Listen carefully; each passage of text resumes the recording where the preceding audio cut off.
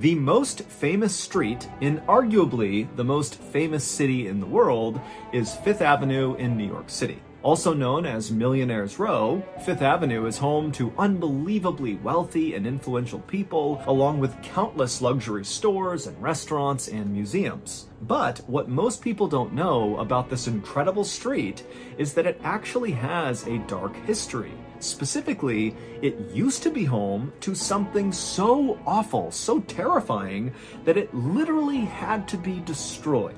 But before we get into that story, if you're a fan of the strange, dark, and mysterious delivered in story format, then you've come to the right place because that's all we do, and we upload once a week. So if that's of interest to you, please offer the like button a nice bag of chips, but be sure you crush the entire bag first. Also, please subscribe to our channel and turn on all notifications. Just after midnight on March 9th, 1947, a man slipped out the front door of his 4-story brownstone mansion on New York City's iconic Fifth Avenue. The man was named Langley Collier. He was 61 years old, and he was a trained engineer. He was a very famous concert pianist, and he was very wealthy. But he didn't dress like he was wealthy. This night, Langley was going for an 8-mile walk to the south to Brooklyn, New York, where he was going to pick up a very specific thing that he needed for his older brother Homer, who was currently laid up in bed on the second floor of the mansion. It was a freezing cold night, and so as Langley walked along the road, he flipped up his collar of his very shabby wool coat that was held together by safety pins. Nowadays, Langley felt like the only time he was safe going outside was at night, because at nighttime he could kind of hide from the prying eyes of his neighbors or police officers or really anyone. It was the one time he could basically be invisible. And so Langley scurried his way down the dimly lit sidewalk, looking left and right constantly to make sure he wasn't being followed. And then finally at 2 a.m., he arrived at his destination in Brooklyn, a very particular set of dumpsters. And right away, Langley got to work. He went in that dumpster and he got the things he was looking for and then put them in his bag, slung it over his shoulder, and then began the long, slow walk back home. Several weeks later, on March 21st, the phone rang inside the police station near where the Collier brothers lived. And so a sergeant picked up the phone, and on the other line was a guy who called himself Charles Smith, and in a very gruff voice, he told the sergeant that there was a dead body in the Collier brothers' mansion. Now, while of course this was a huge tip, the sergeant was skeptical because the police were aware of the fact that there were lots of rumors floating around about the Collier brothers. They were very eccentric. I mean, Langley's going out at night with a bag over his shoulder and going to look at dumpsters in Brooklyn. I mean, they were also kind of reclusive, and the windows outside of their mansion were boarded up with wood and metal. And so people were kind of on edge about the Collier brothers, and periodically, when they heard rumors about them, they would call the police and report it. And so the police were used to getting these rumor calls, going and checking it out, only to discover that they were not true. And so this sergeant said to Charles Smith, "Well, how do you know there's a dead body inside the mansion?" But the caller simply didn't answer and hung up. And so because the sergeant did not necessarily believe this was a credible tip, instead of sending an entire investigative team to the mansion to check out this dead body, he asked a single police officer to, when he had time, make his way over and basically do a wellness check on the Collier brothers. And so later that day, this one lone police officer showed up to the Collier brothers' mansion. He got out of his cruiser and he just stopped and looked at the brownstone mansion. Even though it was every bit a mansion, it was not in good condition. All the windows were boarded up with wood and metal, and the glass behind them was all shattered. There was newspapers coming out of the broken windows like they had been jammed up against the inside of the windows. There was all this furniture and wooden crates and just junk piled up outside the front of the property. I mean, the place looked kind of dilapidated, and he was shocked that anybody lived in here to begin with. But the Collier family were not normal people. Langley and Homer's dad was a doctor, and he would take home pieces of real people, like parts and organs and that kind of thing, and he would put them in glass jars and put them on display all over the house. Their dad also always canoed to work, which meant walking out of the mansion with a canoe on his shoulder, walking to East River, canoeing his way in his fancy doctor clothes all the way until he got off, and then carrying the canoe to his office building. As for Langley and Homer's mother, she was the first cousin of their dad, and she also kicked their dad out of the house when he tried to convert their entire house into a sanatorium, which is kind of like a cross between a hospital and a resort for people who are recovering from tuberculosis. And so the brothers had grown up in this very odd family, and while they were totally brilliant, they were also very eccentric. Homer, the older brother, was a literal genius who was accepted to study law at the highly prestigious Ivy League University, Columbia, at the age of 14. Langley, who was 5 years younger than Homer, also graduated from Columbia, where he got 2 degrees, one in engineering and one in chemistry. But Langley wasn't just an accomplished scientist, he was also this incredible musician. In fact, he was such a talented pianist that he actually performed shows at New York's legendary Carnegie Hall. But despite their incredible achievements and their huge wealth, Homer and Langley never got married. And over time, after the death of their parents, Homer and Langley became more and more reclusive inside of this mansion. And then in 1933, so 14 years before this lone police officer had arrived at the Collier brothers' mansion to investigate a dead body, Homer Collier had had a stroke and went completely blind. He was only 55 at the time, and really he was at the height of his career, but he was forced to quit his law practice. As for Langley, even though he was very successfully selling pianos and playing these incredible shows at Carnegie Hall, he too had to give up what he was doing and stay home and take care of his brother. And once this happened, the two brothers basically stayed in the mansion all the time. They basically never left. And they also stopped paying any of their bills, so their water, their phone, their electricity all got cut off. But instead of the brothers paying the bills to get the power back, Langley just went out and bought a Model T car, and he pulled the engine out of the car and built his own generator. And then when they stopped paying their mortgage, eventually the police came to the mansion to evict them. And when Langley came to the door to speak to the officer, he just wrote a check for the entire amount of the mansion, basically paying for it on the spot. He handed the check to the police officer and then told the officer to leave them alone.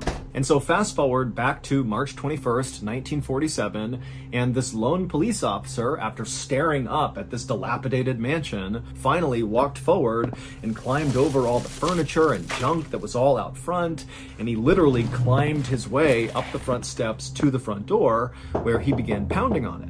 But after a while, no one came to the door, and the officer couldn't hear anything inside. Now, because this officer was here to investigate a dead body, no matter how uncredible the claim, the officer knew he really needed to get inside and have a look around. And so he decided he would try to break in the front door.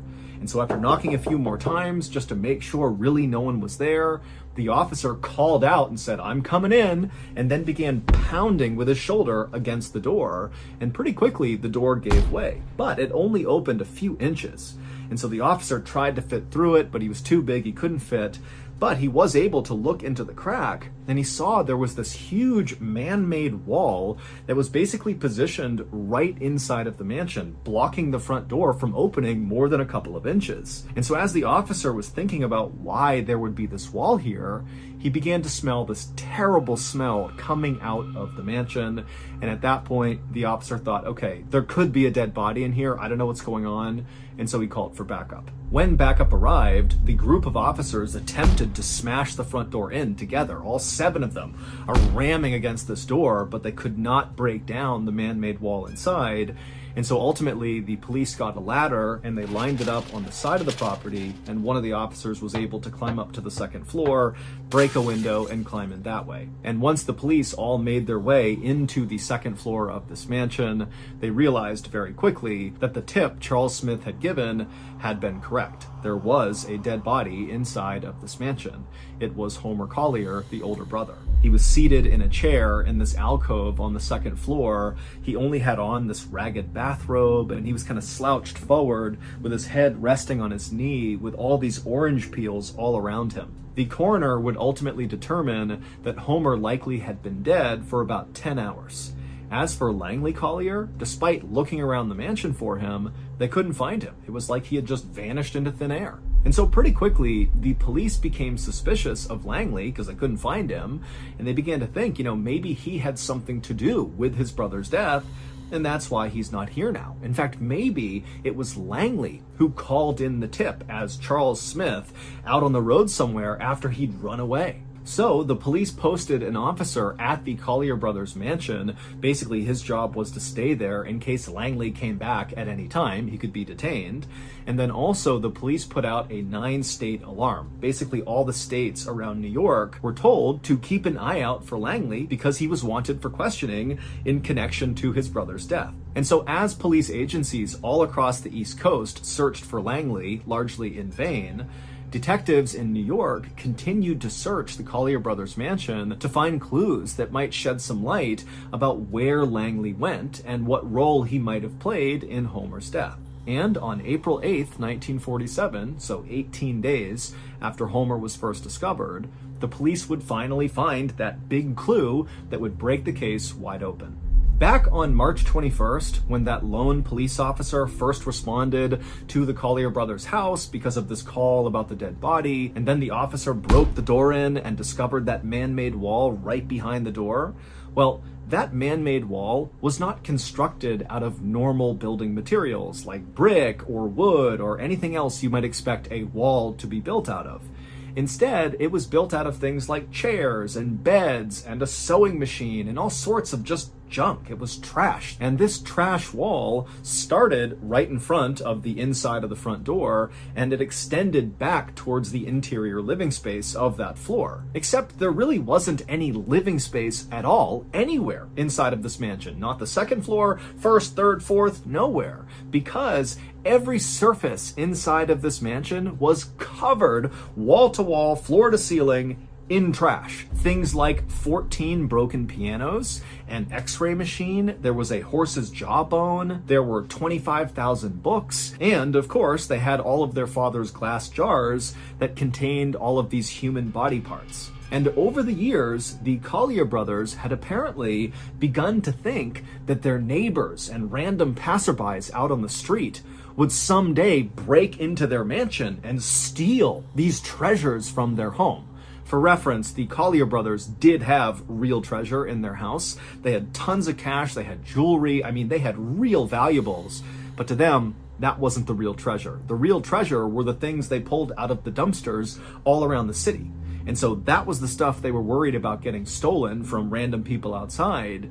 And so they had begun fortifying the inside of this mansion to protect themselves when inevitably these people began breaking in. And so basically the inside of their mansion had not just been turned into a big trash pile, but instead they had created all these sophisticated tunnels through all the trash that was everywhere, and lining these tunnels and all these special alleyways they had built were real booby traps. And it was when the police were inspecting one of these tunnels with booby traps in it that they discovered the big clue that broke the case wide open.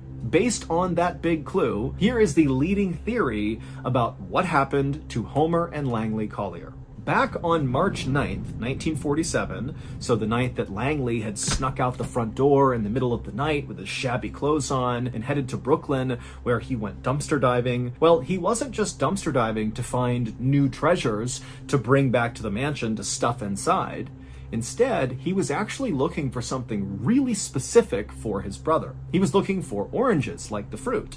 And this particular dumpster in Brooklyn was right behind a store that sold fruit, and so there were always lots of oranges in this dumpster. Langley was actually trying his very best to take care of his older brother Homer. He had actually begun doing research using his father's old medical textbooks to try to find a cure for Homer's blindness caused by his stroke. And at some point, Langley believed he really had come across the cure. And the cure was basically for Homer to eat oranges. Lots and lots of oranges. And in fact, over the last several weeks before this night, Langley had already made this change in Homer's diet. He only fed him oranges for every single meal. He got them from this dumpster and he fed them to Homer. And Homer, he too believed this cure was going to work, and so he ate the oranges without question. And so back on March 9th, after Langley had gathered up the oranges from inside this dumpster, slung it on his shoulder, and walked back to his mansion, he maneuvered his way through the crack in the front door because he was super skinny. He was able to barely get through. And then once he was inside the mansion and shut the door behind him, he maneuvered his way up to the second floor. And then he began the most dangerous part of his journey from one side of the second floor to the other where Homer was. Basically, Langley needed to crawl through a 2-foot wide tunnel he had built through all the junk and trash, but it was lined with booby traps. In particular, there was a nasty trap at the end of the tunnel where there was this stack of metal boxes filled with all these newspapers. They were really heavy, and they were positioned so if you even so much as barely touched the lowest box, they would come crashing down on you. Now, Langley had made this journey countless times. This is how he went to see his brother every single day, as he went through this tunnel. But on this day, as he low-crawled his way through the tight tunnel in the trash, he accidentally knocked the lowest metal box. The boxes tumbled down on him and pinned him to the ground. Now, these boxes were very heavy, but they were not heavy enough to kill someone. It would just pin them down. It would be impossible to get out from under them. And so Langley, very likely, after getting trapped, called out for his brother, Homer, who was actually only 10 feet away from him. But Homer was blind, he was sick, he had absolutely no energy because all he ate was oranges and it was basically killing him. And so he couldn't even get out of his chair, let alone go save his brother. And so for several agonizing hours, Langley likely yelled for his brother until the weight of all these boxes did crush him to death. And then Homer was left all alone in this house where no one knew he needed help and no one could even get to him if they wanted to. And so he was doomed. And so for 2 weeks, Homer just sat in this chair, starving to death, while he likely listened to the sound of rats eating his brother's body. The big clue that the police found that broke this case wide open is they actually spotted Langley's white foot bone that had been picked clean by the rats jutting up out of this trash tunnel 10 feet away from Homer. When the police had first searched the mansion, it was so full of stuff that they never saw this bone. It just kind of blended in. But 18 days after finding Homer, they realized Langley was right there. There was a skeleton. As for the Charles Smith tipster that police thought had to be Langley calling in after he had murdered his brother, well, it wasn't Langley because Langley was dead at the time this tip came in.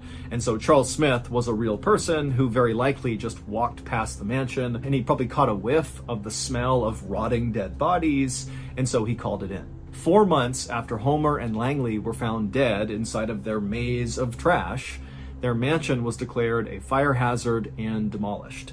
Today, there is a small park called the Collier Brothers Park, and it's filled with nothing but a couple of trees and a bench.